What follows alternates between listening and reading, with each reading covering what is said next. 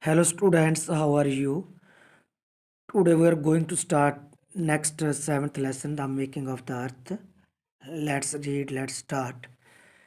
Jawaharlal Nehru was a prolific writer. He was an original thinker and had great insight. His famous books are glimpses of world history and discovery of India. Jawaharlal Nehru एक बेहतरीन एक उग्गा writer सी prolific prolific means creative एक बेहतरीन writer सन और he was an original thinker वो एक विचारक सन और हैड ग्रेट इनसाइट और ਉਹਨਾਂ ਦੇ ਅੰਦਰ ਇੱਕ ਸੂਖਮ ਦ੍ਰਿਸ਼ਟੀ ਸੀ ਔਰ ਉਹਨਾਂ ਦੀਆਂ ਜੋ ਫੇਮਸ ਬੁੱਕਸ ਹਨ ਕਿਹੜੀਆਂ ਬੁੱਕਸ ਗਲਿੰਪਸਸ ਆਫ ਵਰਲਡ ਹਿਸਟਰੀ ਔਰ ਸੈਕੰਡ ਕਿਹੜੀ ਹੈ ਡਿਸਕਵਰੀ ਆਫ ਇੰਡੀਆ.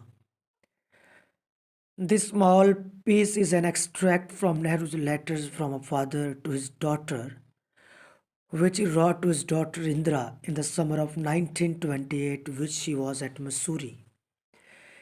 ये जो लेसन है लिया गया है एक्सट्रैक्ट किया गया है लिया गया है किस विचों ਨਹਿਰੂ ਦੇ ਲੈਟਰਾਂ ਵਿੱਚੋਂ ਨਹਿਰੂ ਦੀਆਂ ਚਿੱਠੀਆਂ ਵਿੱਚੋਂ ਇਹ ਕੀ ਸਨ ਜੋ ਇੱਕ ਪਿਤਾ ਵੱਲੋਂ ਆਪਣੀ ਧੀ ਨੂੰ ਲਿਖੀਆਂ ਗਈਆਂ ਸਨ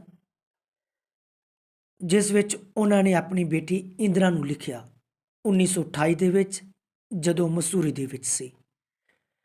This bunch of 30 letters contains essential facts of evolution of man beginning from the making of the earth to the great age of the Ramayana and the Mahabharata. ਇਹ ਜੋ 30 ਲੈਟਰਾਂ ਦਾ ਪੈਕ ਹੈ ਇਹ ਜੋ 30 ਚਿੱਠੀਆਂ ਦਾ ਜੋ ਪੈਕ ਹੈ ਇਹ ਧਰਤੀ ਦੇ ਬਣਨ ਤੋਂ ਲੈ ਕੇ ਰਮਾਇਣ ਔਰ ਮਹਾਭਾਰਤਾ ਦੇ ਯੁੱਗ ਤੱਕ ਜੋ ਮਨੁੱਖ ਦਾ ਵਿਕਾਸ ਹੈ ਜੋ ਮਨੁੱਖ ਦਾ ਐਵੋਲੂਸ਼ਨ ਹੈ ਜੋ ਮਨੁੱਖ ਦਾ ਵਿਕਾਸ ਹੈ ਜੋ ਮਨੁੱਖ ਦਾ ਪ੍ਰਾਰੰਭਿਕ ਵਿਕਾਸ ਹੈ ਉਹਨਾਂ ਜ਼ਰੂਰੀ ਤੱਥਾਂ ਦਾ ਇਸ ਵਿੱਚ ਜ਼ਿਕਰ ਕੀਤਾ ਗਿਆ ਹੈ. ਕਿਸ ਦੇ ਵਿੱਚ ਜ਼ਿਕਰ ਕੀਤਾ ਗਿਆ ਹੈ ਇਹਨਾਂ 30 ਲੈਟਰਸ ਦੇ ਵਿੱਚ. He goes on to differentiate between a planet and a star. और वो ਅੱਗੇ ਦੱਸਦਾ ਹੈ ਫਰਕ ਦੱਸਦਾ ਹੈ ਡਿਫਰੈਂਸ਼ੀਏਟ ਦੱਸਦਾ ਹੈ ਕਿਸ ਬਾਰੇ ਫਰਕ ਦੱਸਦਾ ਹੈ ਇੱਕ ਗ੍ਰਹਿ ਬਾਰੇ ਇੱਕ ਪਲੈਨਟ ਬਾਰੇ ਔਰ ਇੱਕ ਸਟਾਰ ਦੇ ਵਿੱਚ ਇੱਕ ਗ੍ਰਹਿ ਔਰ ਇੱਕ ਤਾਰੇ ਦੇ ਵਿਚਕਾਰ ਉਹ ਅੰਤਰ ਵੀ ਦੱਸਦਾ ਹੈ. He later talks of the breaking away of the earth from ਦਾ ਸਨ. ਫਿਰ ਉਹ ਬਾਅਦ ਵਿੱਚ ਦੱਸਦਾ ਹੈ ਕਿ ਕਿਸ ਤਰ੍ਹਾਂ ਫਰੋਮ ਦਾ ਸਨ ਕਿਸ ਤਰ੍ਹਾਂ ਸੂਰਜ ਤੋਂ ਧਰਤੀ ਅਲੱਗ ਹੋਈ ਟੁੱਟ ਕੇ ਅਲੱਗ ਹੋਈ ਔਰ ਉਹ ਫਿਰ ਕਿਸ ਬਾਰੇ ਗੱਲ ਕਰਦਾ ਹੈ ਤਾਂ breaking away of the moon from the earth ਔਰ ਕਿਸ ਤਰ੍ਹਾਂ ਦਾ breaking away of the moon from the earth ਫਿਰ ਕਿਸ ਤਰ੍ਹਾਂ ਧਰਤੀ ਤੋਂ ਜੋ ਚੰਦਰਮਾ ਹੈ ਉਹ ਕਿਸ ਤਰ੍ਹਾਂ ਟੁੱਟ ਕੇ ਅਲੱਗ ਹੋਇਆ. ਫਿਰ ਉਹ ਕਿਸ ਬਾਰੇ ਗੱਲ ਕਰਦਾ ਹੈ ਦਾ gradual cooling of the earth ਫਿਰ ਉਹ ਧਰਤੀ ਦੇ ਹੌਲੀ ਹੌਲੀ ਗ੍ਰੈਜੂਅਲ ਹੌਲੀ ਹੌਲੀ ਠੰਡੇ ਹੋਣ ਬਾਰੇ ਚੰਦਰਮਾ ਧਰਤੀ ਔਰ ਚੰਦਰਮਾ ਦੇ ਹੌਲੀ ਹੌਲੀ ਠੰਡੇ ਹੋਣ ਬਾਰੇ ਗੱਲ ਕਰਦਾ ਹੈ. The condensation of vapours on the surface of the earth ਫਿਰ ਉਹ ਸੰਘਣਤਾ ਦੀ ਗੱਲ ਕਰਦਾ ਹੈ ਜੋ ਧਰਤੀ ਦੇ ਤਲ 'ਤੇ ਜੋ ਜਲ ਵਾਸ਼ਪ ਸਨ ਉਸ ਦੀ ਸੰਘਣਤਾ ਬਾਰੇ ਗੱਲ ਕਰਦਾ ਹੈ. ਔਰ ਫਿਰ ਕਿਸ ਬਾਰੇ ਗੱਲ ਕਰਦਾ ਹੈ ਦਾ formation of the great oceans ਔਰ ਉਹ ਫਿਰ ਮਹਾਨ ਸਮੁੰਦਰਾਂ ਦਾ ਕਿਸ ਤਰ੍ਹਾਂ ਵਿਕਾਸ ਹੋਇਆ ਕਿਸ ਤਰ੍ਹਾਂ ਉਹਨਾਂ ਦੀ ਰਚਨਾ ਹੋਈ ਉਸ ਬਾਰੇ ਗੱਲ ਕਰਦਾ ਹੈ. You know that the earth goes round the sun and the moon goes round the earth. ਤੁਸੀਂ ਜਾਣਦੇ ਹੋ ਕਿ ਜੋ ਧਰਤੀ ਹੈ ਸੂਰਜ ਦੇ ਪਾਸੇ ਚਾਰੇ ਪਾਸੇ ਘੁੰਮਦੀ ਹੈ ਔਰ ਜੋ ਚੰਨ ਹੈ ਜੋ ਚੰਦਰਮਾ ਹੈ ਉਹ ਧਰਤੀ ਦੇ ਚਾਰੇ ਪਾਸੇ ਘੁੰਮਦਾ ਹੈ. You know also perhaps that there are several other bodies.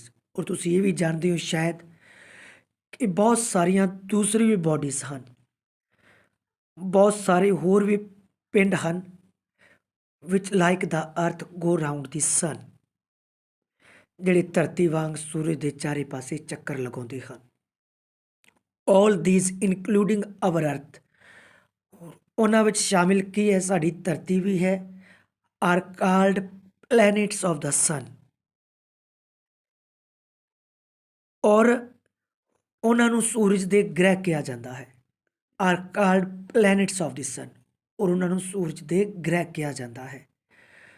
the moon is called a satellite of the earth because it hangs on to it,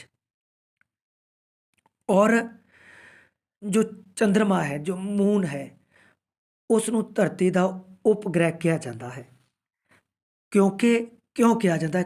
ਕਿਉਂਕਿ it hangs on to it, ਕਿਉਂਕਿ ਇਹ ਇਸ ਦੇ ਨਾਲ ਲਟਕਿਆ ਰਹਿੰਦਾ ਹੈ। The other planets have also got their satellites, ਦੂਸਰੇ ਗ੍ਰਹਿਆਂ ਦੇ ਵੀ ਆਪਣੇ ਆਪਣੇ ਉਪਗ੍ਰਹਿ ਹਨ। ਦੂਸਰੇ ਪਲੈਨਟਸ ਦੇ ਵੀ, ਦੂਸਰੇ ਗ੍ਰਹਿਆਂ ਦੇ ਵੀ ਆਪਣੇ ਆਪਣੇ ਉਪਗ੍ਰਹਿ ਹਨ। The sun and the planets with their satellites form a happy family, ਸੂਰਜ ਔਰ ਉਸ ਦੇ ਗ੍ਰਹਿ ਔਰ ਉਹ ਆਪਣੇ ਆਪਣੇ ਉਪਗ੍ਰਹਿਆਂ ਸਮੇਤ ਇੱਕ ਹੈਪੀ ਫੈਮਿਲੀ, ਇੱਕ ਖੁਸ਼ਹਾਲ ਪਰਿਵਾਰ ਬਣਾਉਂਦੇ ਹਨ, ਇੱਕ ਖੁਸ਼ਹਾਲ ਪਰਿਵਾਰ ਫਾਰਮ ਕਰਦੇ ਹਨ, ਖੁਸ਼ਹਾਲ ਪਰਿਵਾਰ ਬਣਾਉਂਦੇ ਹਨ। This is called the solar system, ਔਰ ਇਸ ਨੂੰ ਕੀ ਕਿਹਾ ਜਾਂਦਾ ਹੈ? ਸੋਲਰ ਸਿਸਟਮ ਕਿਹਾ ਜਾਂਦਾ ਹੈ। ਔਰ ਇਸ ਪਰਿਵਾਰ ਨੂੰ ਸੌਰ ਮੰਡਲ ਕਿਹਾ ਜਾਂਦਾ ਹੈ। Solar means belonging to the sun, solar ਦਾ ਮਤਲਬ ਕੀ ਹੈ? ਸੌਰ ਦਾ ਅਰਥ ਕੀ ਹੁੰਦਾ ਹੈ? ਜੋ ਸੂਰਜ ਦੇ ਨਾਲ ਸੰਬੰਧ ਰੱਖਣ ਵਾਲਾ ਹੋਵੇ।